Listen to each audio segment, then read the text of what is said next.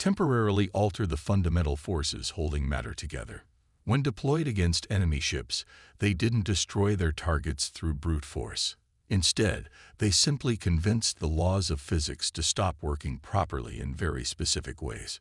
Multiple confirmed hits, Asia announced as Kraxan ships began to drift helplessly, their engines refusing to function as the very nature of electromagnetic forces shifted around them. Their secondary command ships are losing power. Marcus watched as the carefully orchestrated trap continued to unfold. The Kraxan Empire had conquered worlds through overwhelming force and superior technology. But humanity had spent centuries developing weapons that operated on principles the Kraxan couldn't even detect, let alone defend against. "Sir," Jack called out urgently, "we're detecting massive power spikes from several Kraxan vessels. They appear to be preparing to overload their cores." "A desperate gambit," Marcus observed calmly. "They think they can break our containment field with the energy release from multiple antimatter core detonations." He paused, allowing himself a small smile. "Signal all ships to activate their quantum damping fields." The Kraxan vessel's cores exploded in spectacular fashion, releasing enough energy to shatter a small moon. But humanity's quantum technology simply redirected the explosive force into subspace, leaving nothing but expanding clouds of harmless plasma. "Enemy fleet is down to 62% operational strength," Asia reported. "Their formation is completely broken. Individual ship commanders are beginning to act independently." This was the moment humanity had prepared for, when the mighty Kraxan Empire would realize that they weren't just outgunned, but comprehensively outmaneuvered by a species they had dismissed as primitive. "New signal from Admiral Kingston," Jack announced. "All ships are to prepare for Phase 4. Marcus nodded grimly. The battle was proceeding exactly as humanity had planned, but he knew better than to celebrate too early. The Kraxan Empire hadn't conquered half the galaxy by giving up easily. "Send word to all ships in Battle Group Theta," he ordered. "Prepare for synchronized quantum jump. We're going to show them that our first demonstration was just a warm-up." Throughout the solar system, humanity's forces continued to reveal new layers of their carefully hidden capabilities. What had begun as a simple defense of Earth was about to become a demonstration of power that would reshape the galaxy's understanding of humanity's true nature. "Commander," Asia called out, "we're detecting unusual energy signatures from the remaining Kraxan command ships. They appear to be attempting to combine their shields into some sort of unified defense grid." "Interesting," Marcus mused. "They're finally learning to improvise. Signal all ships to begin quantum resonance mapping. If they want to show us something new, we'll show them how quickly humanity can adapt." The next phase of the battle was about to begin, and with it, the galaxy would learn that humanity's greatest strength wasn't their advanced technology or careful planning. It was their ability to evolve their tactics even in the midst of combat. High Admiral Kexlar of the Kraxan Empire stood on the bridge of his failing flagship, the Eternal Dominion, watching in disbelief as his invasion force crumbled before what should have been a primitive species. The holographic displays showed his once mighty fleet scattered and broken, their most advanced weapons proving useless against technologies that defied explanation. "Status report," he demanded, his crystalline voice resonating with barely contained fury. "Multiple fleet groups have gone silent, High Admiral," First Officer Vexner reported, her normally composed demeanor showing signs of strain. "Our remaining ships report their drive systems are failing under some form of localized physics alteration. We've lost contact with 60% of our command vessels." In Earth orbit, Admiral Sarah Kingston received the latest battle updates with grim satisfaction. The quantum mesh was now fully reconfigured, revealing the true extent of humanity's defensive network. What had appeared to be empty space was now filled with thousands of advanced weapon platforms, each powered by technology that had been carefully hidden from the galaxy for centuries. "All battle groups report ready for final phase," Lieutenant Rodriguez announced. "The Kraxan fleet is completely contained within our quantum suppression field." Sarah nodded, remembering all the simulations, all the preparations that had led to this moment. Signal all commands. Execute Operation Endgame. Across the solar system, humanity's forces moved with practiced precision. Captain Alina Reyes' battle group emerged from Quantum Shift near Mars, their weapons already targeting the largest concentration of remaining Kraxan vessels. While building their strength in secret, they had watched as the Kraxan Empire expanded across the galaxy, studying their tactics, learning their weaknesses, and preparing for this very moment. Execute Phase 1, she commanded. Let's remind these conquerors why they should have looked more closely at the primitive species they thought would be an easy conquest. As the Kraxan ships prepared to fire their first salvo, the space around them seemed to ripple and shift. The quantum mesh, humanity's greatest achievement in physics manipulation, began to reconfigure reality itself. What had appeared to be empty space transformed into a vast array of defense platforms, each powered by technologies that the Kraxan Empire couldn't even begin to comprehend. The hunters were about to become the hunted, and the galaxy was about to learn that appearing primitive was the most sophisticated strategy of all. The real battle was about to begin, and humanity's greatest deception was about to become the Kraxan Empire's worst nightmare. Captain Alina Reyes of the quantum-shifted battleship Deception watched from her cloaked position as the first wave of Kraxan weapons fire approached Earth's orbit. The massive energy beams, designed to shatter planetary defenses and demoralize resistant populations, sliced through space toward their targets. But humanity had spent centuries preparing for exactly this moment.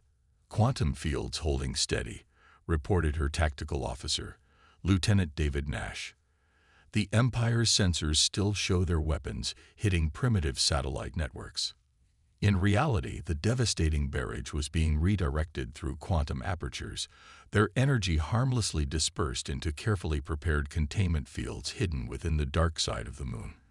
To the Kraxan fleet, it would appear as though their initial strike had successfully destroyed Earth's pathetic defensive capabilities.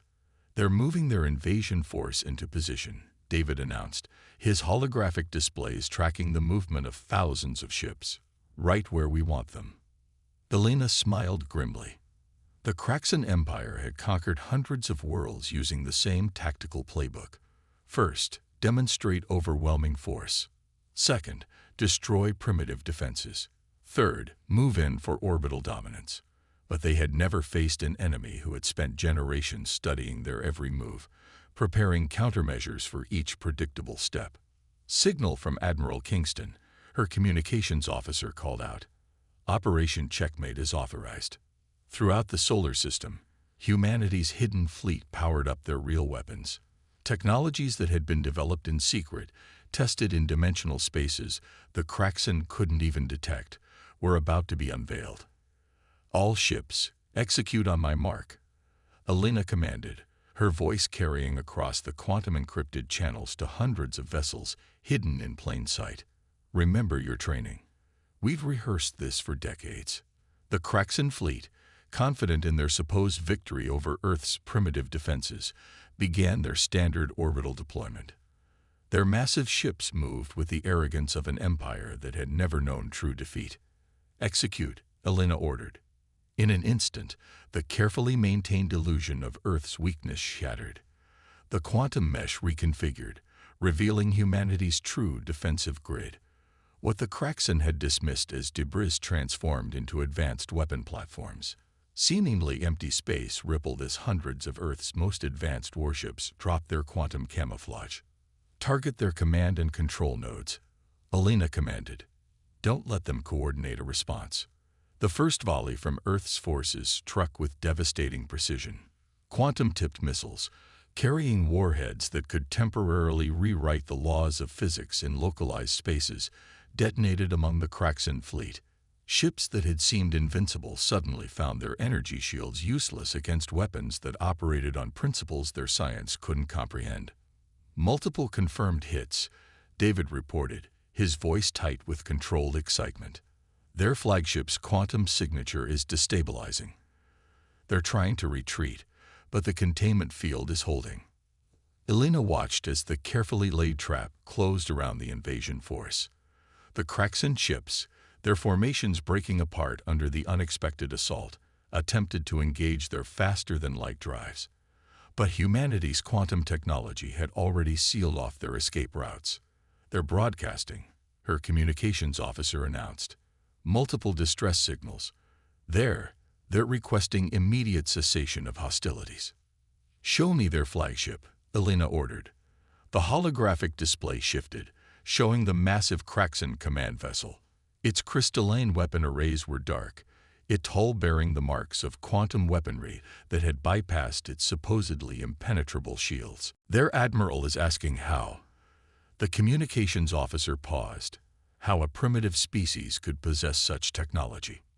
Elena thought of all the sacrifices humanity had made to maintain their deception, how they had hidden their true achievements, letting the galaxy think them backward and weak, all while preparing for this moment. "Send them Admiral Kingston's prepared response," she ordered.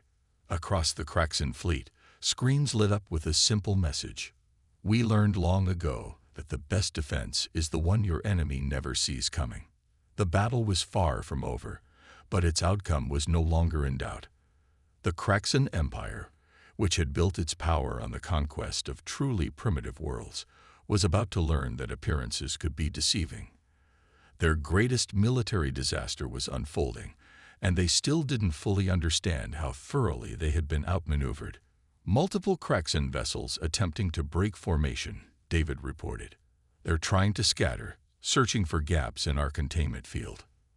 "Let them try," Elena responded, her voice calm but firm. "Activate the quantum snares. Show them that every escape route they see is just another carefully prepared trap." Throughout the solar system, more of humanity's hidden capabilities were revealing themselves. What had appeared to be simple asteroid mining operations transformed into massive gravity manipulation arrays, creating zones where Kraxan ships found their maneuvering capabilities reduced to near zero. "Status of their command and control network?" Elena asked. "Completely disrupted," David confirmed. "Their quantum communication attempts are being intercepted and blocked. Individual ship commanders are acting independently now, exactly as our simulations predicted." The Kraxan Empire had never experienced anything like this. Their tactical doctrine, built on overwhelming force against inferior opponents, was falling apart in the face of an enemy that had spent centuries preparing specifically for them. "Signal all ships," Elena commanded. "Begin Phase 2 of Operation Checkmate. Let's show them what humanity can really do when we stop pretending to be primitive." Commander Marcus Chen watched from the bridge of the quantum dreadnought Prometheus as the scattered remnants of the Kraxan fleet attempted to regroup. Their once proud formation had dissolved into chaos, their sophisticated command network shattered by weapons they couldn't even detect. But Marcus knew better than to underestimate a wounded enemy. "Status report on the quantum containment field," he ordered, his eyes fixed on the tactical display where thousands of red dots represented the disorganized Kraxan vessels. "Field integrity at 98%. Commander," Lieutenant Aisha Patel responded from her station. "The Kraxan ships are still probing for weaknesses, but they haven't detected the quantum resonance pattern. As far as their sensors can tell, they're being blocked by conventional energy barriers." This was humanity's true advantage, not just their advanced technology, but the layers of deception built into every aspect of their defense. Even now, as their hidden capabilities were being revealed, they still showed their enemies only what they wanted them to see. "Signal from Admiral Kingston," announced Communications Officer Jack Torres. "Operation Avalanche is authorized. All ships are to begin Phase 3. Marcus allowed himself a moment to appreciate the elegance of humanity's battle plan. Phase 1 had revealed their defensive capabilities. Phase 2 had shattered the enemy's command structure. Now Phase 3 would demonstrate humanity's offensive power. "Alert all ships in Battle Group Theta," Marcus commanded. "Prepare to execute quantum jump on my mark." Throughout the solar system, humanity's fleet was positioning itself for the next stage of the battle. Ships that had remained hidden even after the initial revelation of Earth's true capabilities were about to join the fight. Multiple Kraxan vessels are attempting to consolidate around their secondary command ships, Asia reported. They're adapting faster than expected. Good, Marcus nodded. It means they're still thinking like conquerors instead of survivors. Execute quantum jump. In an instant, the Prometheus and its accompanying battle group vanished from their position near Saturn's rings. Unlike the crude faster-than-light drives used by the Kraxan Empire, humanity's quantum jump technology didn't just move through space. It rewrote local physics to place ships exactly where they needed to be. The battle group materialized inside the Kraxan formation, their sudden appearance sending enemy vessels scrambling to adjust their positions. But it was already too late. All ships, deploy quantum. Commander Chen's forces pressed their advantage near Saturn, using quantum cascade devices to disable entire squadrons of enemy ships without firing a single conventional shot. On the Eternal Dominion, Kexlar watched in growing horror as new human vessels seemed to materialize from nowhere, their weapons bypassing his fleet's strongest shields as if they didn't exist. Impossible, he muttered, watching another command ship drift powerless, its sophisticated systems rendered useless by weapons that operated on principles his scientists couldn't even detect. They were primitive. We watched them for decades. Their entertainment broadcasts, their struggling colonies, their basic spaceflight. High Admiral, Vexna interrupted, her voice tight with urgency. We're detecting massive energy signatures throughout the system. The humans, they're revealing more hidden installations. Within Mercury's core, quantum-shifted shipyards that had been invisible to the galaxy powered up their full production capacity. In Jupiter's atmosphere, antimatter production facilities that had been disguised as natural storms revealed their true nature. Every asteroid, every piece of space debris that the Kraxan had dismissed suddenly showed its real purpose in humanity's grand deception. All remaining ships, Kexlar broadcast on all frequencies, concentrate fire on their primary defense platforms. They cannot possibly maintain this level of technological superiority across their entire system. But even as he gave the order, he watched more of his ships fall silent, their systems disabled by weapons that seemed to ignore the very laws of physics his empire had built their technology upon. On the Prometheus, Commander Chen observed the Kraxan's desperate final assault with professional detachment. They still think this is about superior firepower, he commented to his bridge crew. They haven't realized that we won this battle before it even began. Signal from Earth Command, Lieutenant Putil announced. Admiral Kingston is offering the Kraxan one final chance to surrender. Throughout the solar system, the remains of the once mighty invasion fleet received a simple message. Your weapons are disabled. Your ships are contained. Surrender now, and we will show more mercy than your empire has typically demonstrated to others. Kexlar stood in silence, watching as the last of his fleet's offensive capabilities were systematically neutralized. His empire had conquered hundreds of worlds, but they had never encountered anything like this. They had expected to find a primitive civilization, easy prey for their superior technology. Instead, they had found an enemy that had spent generations preparing specifically for this moment. High Admiral, Vexna said softly, we're detecting more human ships emerging from quantum shift. Our analysts, they're saying these vessels are even more advanced than the ones we've encountered so far. Kexlar closed his inner eyes in resignation. His empire had fallen into humanity's trap completely, and only now did he understand the true magnitude of their deception. They hadn't just hidden their technology. They had hidden their entire civilization's true nature from the galaxy. Send the signal, he ordered, his voice heavy with the weight of defeat. The Kraxan Empire surrenders to Earth. Throughout the solar system, humanity's forces maintained their positions, their quantum weapons still ready. They had won a decisive victory, but centuries of careful preparation had taught them never to take anything for granted.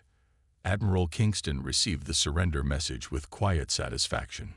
Signal all commands, she ordered. Begin containment and recovery operations, and send word to the Council. It's time to show the galaxy who we really are. The battle was over, but its implications were just beginning to ripple through the galaxy. Humanity had revealed only a fraction of their true capabilities, and the message was clear. The era of thinking Earth was a primitive, vulnerable world was over. 2 weeks after the battle that changed the galaxy, Admiral Sarah Kingston stood in Earth's newly revealed Galactic Council chamber, addressing representatives from 20 of the most powerful spacefaring civilizations. The massive chamber, hidden beneath the Pacific Ocean for centuries, now served as humanity's formal introduction to galactic society. For generations, she began, her voice carrying across the chamber. Humanity watched as the stronger civilizations of our galaxy preyed upon the weaker ones. We saw how the Kraxan Empire grew through conquest, how they targeted worlds they deemed primitive and defenseless. And we made a choice. The alien representatives, many still struggling to process the revelation of Earth's true technological status, listened intently.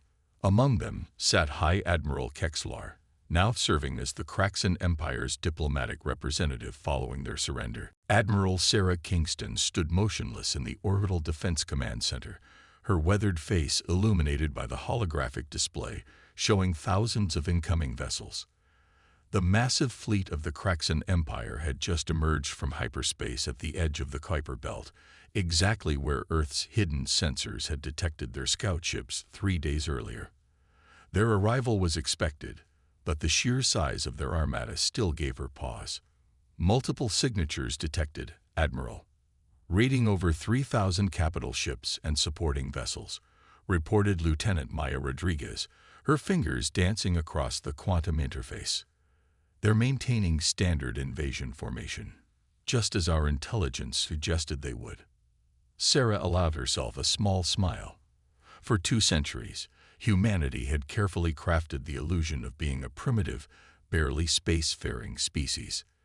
They broadcast their entertainment into space, letting any watching eyes see their supposed struggles with basic rocket technology and their dreams of one day reaching distant stars, all while they built something far more sophisticated in secret. Status of the quantum mesh? Sarah asked, her voice steady despite the weight of the moment. Operating at full capacity.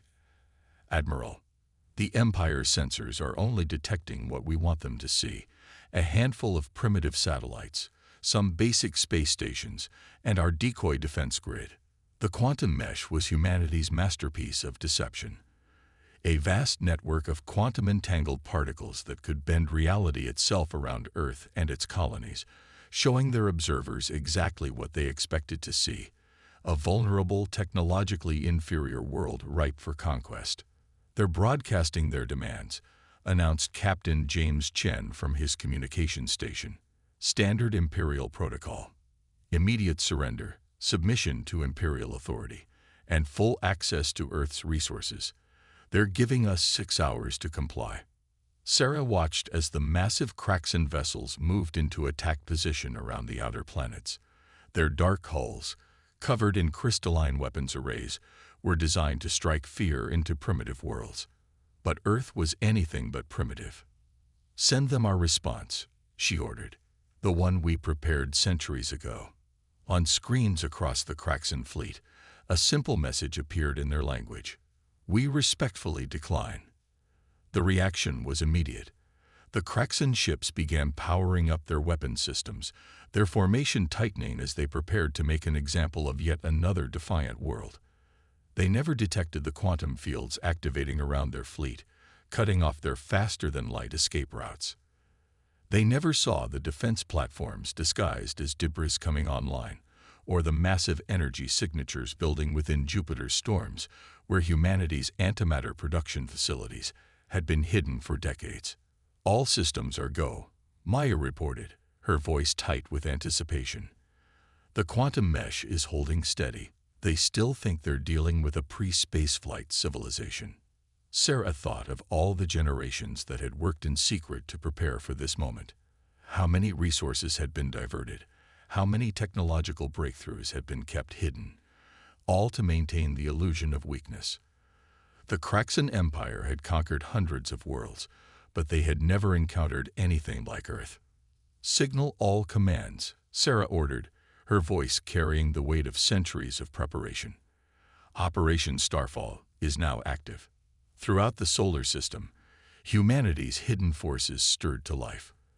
Within Mercury's core, quantum-shifted shipyards powered up their massive construction arrays. In the asteroid belt, what appeared to be simple mining operations transformed into state-of-the-art weapon platforms. On Mars, entire mountain ranges shimmered and vanished, revealing vast military installations that had been invisible to the universe for generations. "Admiral," Maya called out, "we're detecting power spikes from the Kraxan fleet. They're charging their main weapons." "Right on schedule," Sarah nodded. "They always start with a show of force, targeting civilian infrastructure to demonstrate their superiority." She paused, allowing herself a moment to appreciate the irony. "Let's show them why appearances can be deceiving." The first wave of Kraxan ships moved into firing position, their weapons charged to deliver a devastating blow to Earth's supposed primitive defenses. They never saw the quantum fields shifting around them, never detected the reality-bending technologies that humanity had mastered while pretending to struggle with basic spaceflight. "All defense grids are synchronized," Captain Chen reported. "Quantum mesh is ready for reconfiguration." Sarah took a deep breath, feeling the weight of the moment. Humanity had spent centuries appearing weak. We chose to appear weak while building our strength. We chose to seem primitive while advancing our technology far beyond what anyone suspected. Not out of fear, but out of a desire to break the cycle of conquest that has dominated our galaxy for too long. In orbit above Earth, Captain Alina Reyes supervised the containment of the surrendered Kraxan fleet. The once mighty warships now floated powerless, their crews learning firsthand about the civilization they had so gravely underestimated. "The quantum containment fields are holding steady," Lieutenant Nash reported. "Our engineers are beginning the process of studying their technology. Primitive compared to ours in many ways, but there are still things we can learn." Back in the council chamber, Sarah continued her address. "Humanity's deception served multiple purposes. Yes, it protected us from invasion, but more importantly, it gave us time to develop technologies that could change the very nature of galactic warfare. The quantum manipulation technologies we revealed during the battle represent only a fraction of our capabilities." Commander Chen, standing at attention behind her, watched the reactions of the alien representatives. Some showed fear, others curiosity, and a few displayed what he recognized as calculation, already trying to figure out how to adapt to this new reality. "But today, we extend an offer to all civilizations represented here," Sarah announced. "Earth is establishing the Galactic Defense Initiative. Any world, any species that wishes to live free from the threat of conquest will find protection under our quantum shield. We will share certain technologies, teach defensive strategies, and ensure that no civilization need fear extinction at the hands of a stronger power." The chamber erupted in murmurs and discussions in dozens of alien languages. This wasn't just an announcement of Earth's emergence as a power. It was a fundamental reshaping of galactic politics. High Admiral Kexlar rose slowly, his crystalline form catching the chamber's light. "The Kraxan Empire acknowledges Earth's superiority and accepts its role in this new initiative. We have learned, at great cost, that true strength lies not in the ability to conquer, but in the wisdom to protect." Sarah nodded in acknowledgement. The defeat of the Kraxan Empire had been necessary, but the real victory would be in preventing future conflicts. In the following days, Earth began the process of revealing more of its hidden achievements. The quantum shipyards in Mercury's core started producing defensive platforms for vulnerable worlds.